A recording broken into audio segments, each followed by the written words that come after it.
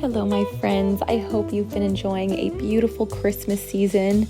We certainly have. We've been doing all kinds of activities as a family, and on a daily basis, we've been baking a lot of delicious treats and crafting together and doing some reading as a family, which has really been a beautiful opportunity for us to bond and to place Christ at the center of this Christmas season. So join me as I share with you what our lives have been looking like for the past week or so.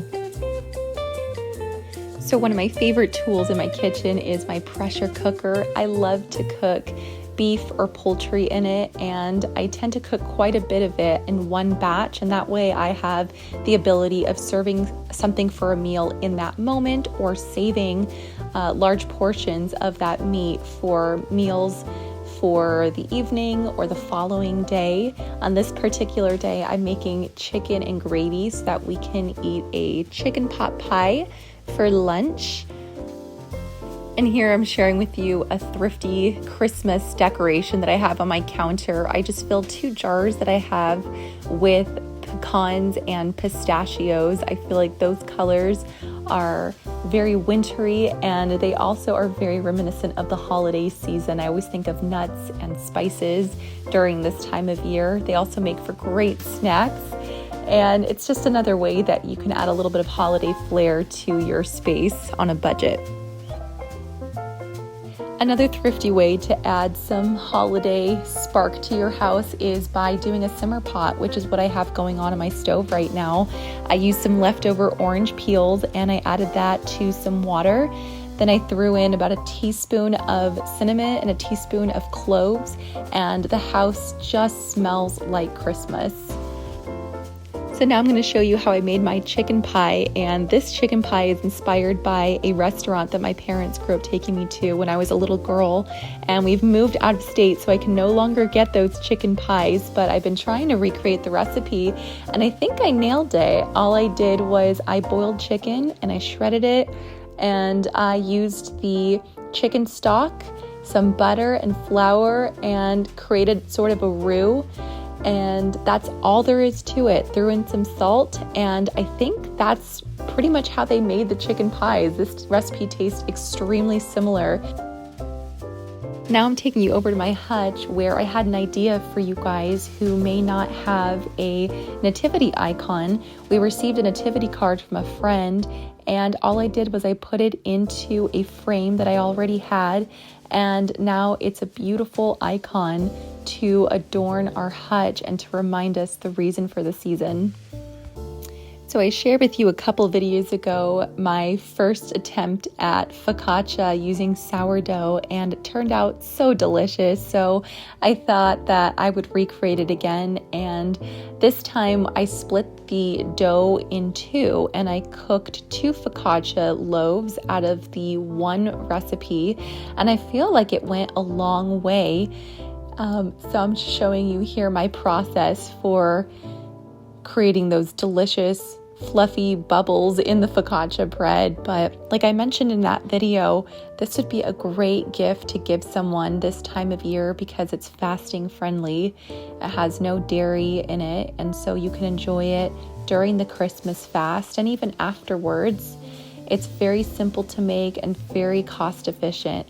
And right now, I know all of us are stretched a little bit thin with purchasing presents for everyone, and this is just a really thoughtful way that you can show someone that you care about them by baking something from scratch that doesn't break the bank and has a lot of meaning behind it because you took the time to make it yourself. While focaccia was certainly a contender, I've decided that I'm going to gift my neighbors my rolls, but I'm going to flare them up a little bit by adding some orange zest, some raisins, and cinnamon, and then covering the rolls with an orange frosting. I tried this frosting on sugar cookies and it came out so delicious. So I think this will be a fun Christmas roll recipe to gift them this year. So now I'm sharing with you all the baked goods that I have been making lately. These just came out of my freezer inside of our home, and now I've taken them out to label them and put them in our deep freezer out in our garage. But as you can see, I've baked dinner rolls, bagels, pancakes, pizza dough, sweet loaf bread, sourdough loaves, you name it. We don't buy baked goods from the store. I make everything from scratch, and that way I can control what ingredients go into our food, and I can also limit a lot of the sugar that we put into our sweet treats. So I can thaw something out really quickly overnight and be able to serve it the next day for our family, whether it be for breakfast or for lunch or even for dessert. All right, so now I want to share with you a fun project that we did together. Last year we made salt dough ornaments, and I wanted to do that again this year, but then I came across a recipe for cornstarch ornaments, and when I was reading the comments, people were saying that this dough was a lot smoother to work with than the salt dough. All you have to do is combine 2 cups of baking soda with 1 cup of cornstarch and 1 1/4 cups of water. You put it over your stovetop and you warm it through until it becomes the consistency of mashed potatoes. Then you take it off the stove and let it cool, and it feels a lot like Play-Doh. Along the way, you may need to add a little bit more water to continue to make the dough pliable and smooth to roll out. And the beauty of this recipe is you don't have to bake the dough, you just let it sit out overnight and the dough hardens. Now I will caution that you need to make your dough about 1/2 inch thick, or at least it was the case for us that we had to make it about 1/2 inch thick, otherwise the dough was too thin and would crack.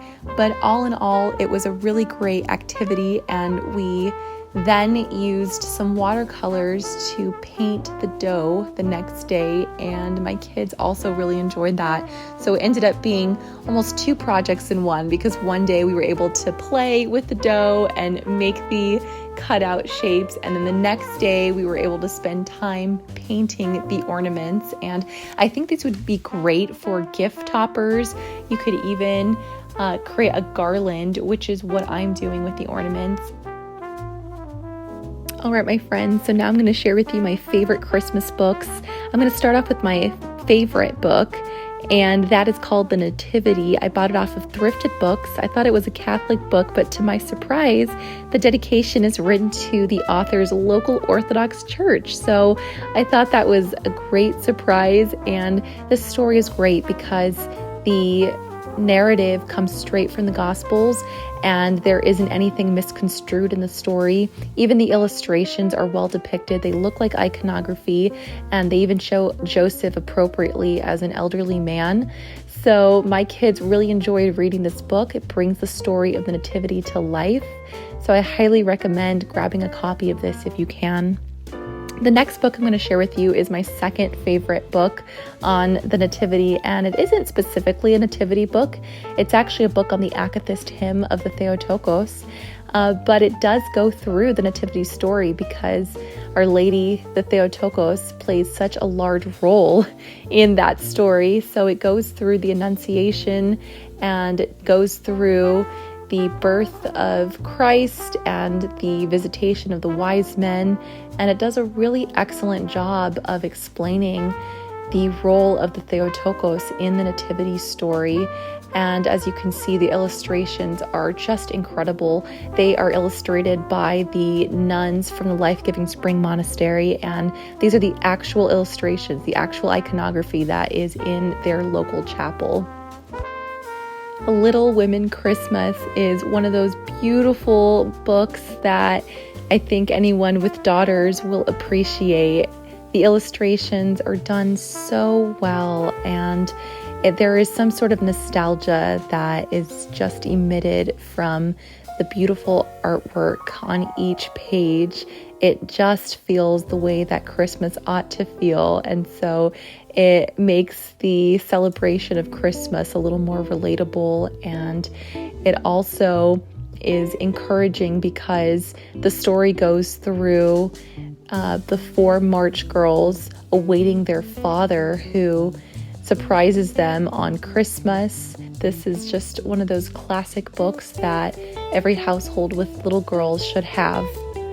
This next book is called The Crippled Lamb by Max Lucado. I've mentioned him before, and we love many of his children's books. And this is an inspirational story about a little lamb and how God has a role and a purpose for even the littlest of ones.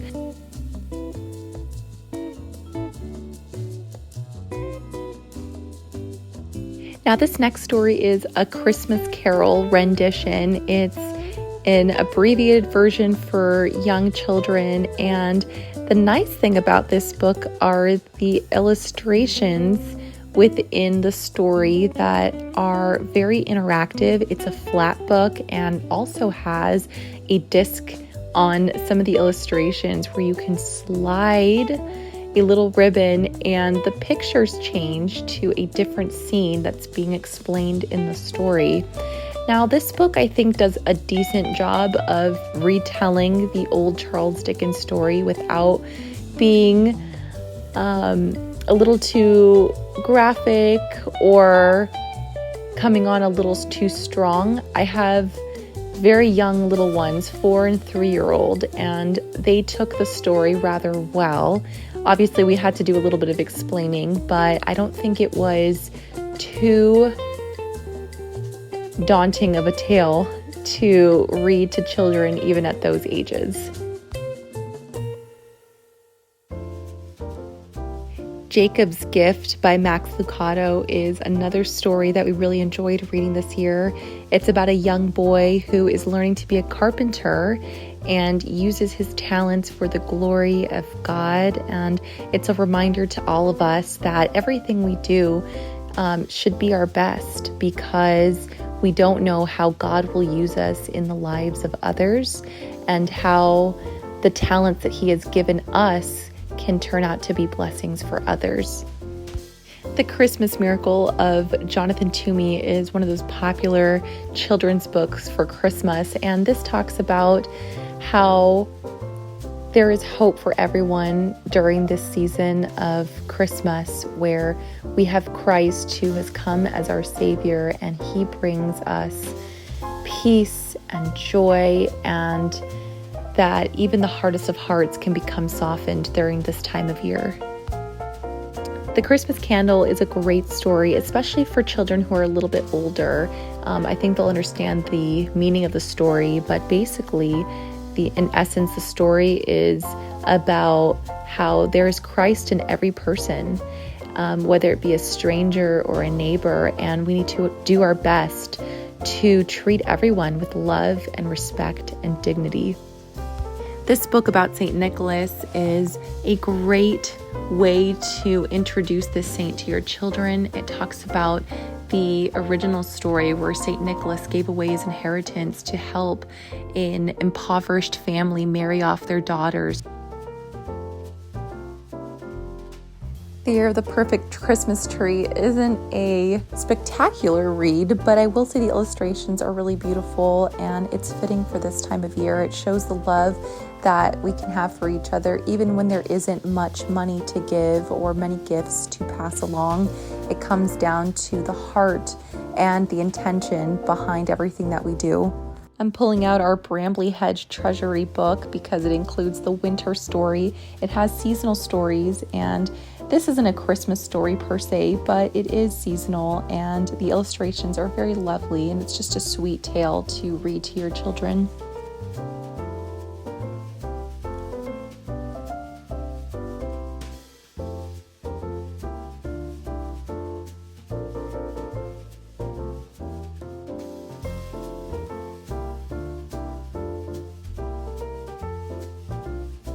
Finally, I'm sharing with you the Barbie and the Nutcracker book that I got for my daughter for her birthday. And I thought this was a fitting book to share with you because I feel like a lot of the Nutcracker stories are a little scary and a little odd. And I think that this Barbie version is a very easy to understand, very G-rated retelling of the Nutcracker that is uplifting and has a happy ending, and it doesn't have a lot of the scary scenes as some of the other Nutcracker stories. And the illustrations are beautiful in this book, especially if you have little girls. We love just looking at the pictures, and there is actually a Barbie movie version of the Nutcracker that my kids like to watch, and so this accompanies that movie. All right, my friends, thank you again for taking the time to join me. I really appreciate you watching my videos each and every week. It means so much to me, and I hope that you find these videos to be encouraging and uplifting, and hopefully you found some ideas that you can integrate into your own home. And I hope that you continue to enjoy this Christmas season, and I look forward to sharing more with you all very soon.